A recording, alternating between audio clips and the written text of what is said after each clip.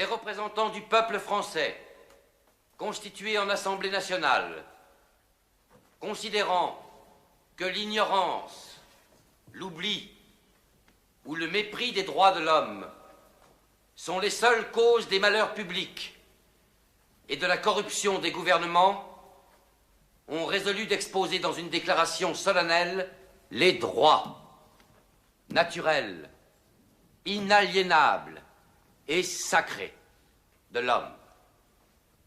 Je vous demande de vous lever, messieurs.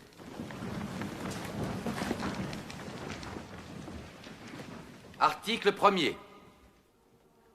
Les hommes naissent et demeurent libres et égaux en droit. Les distinctions sociales ne peuvent être fondées que sur l'utilité commune. Ces droits sont la liberté, la propriété, la sûreté et la résistance à l'oppression. Le principe de toute souveraineté réside essentiellement dans la nation.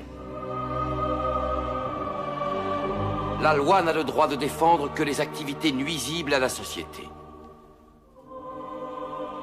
Tout ce qui n'est pas défendu par la loi ne peut être empêché. La loi est l'expression de la volonté générale. Tous les citoyens étant égaux à ses yeux, sont également admissibles à toute dignité, place et emploi public. Nul homme ne peut être accusé, arrêté, ni détenu que dans les cas déterminés par la loi. Tout homme est présumé innocent jusqu'à ce qu'il ait été déclaré coupable. Nul ne doit être inquiété pour ses opinions, même religieuses. La libre communication des pensées et des opinions est un des droits les plus précieux de l'homme.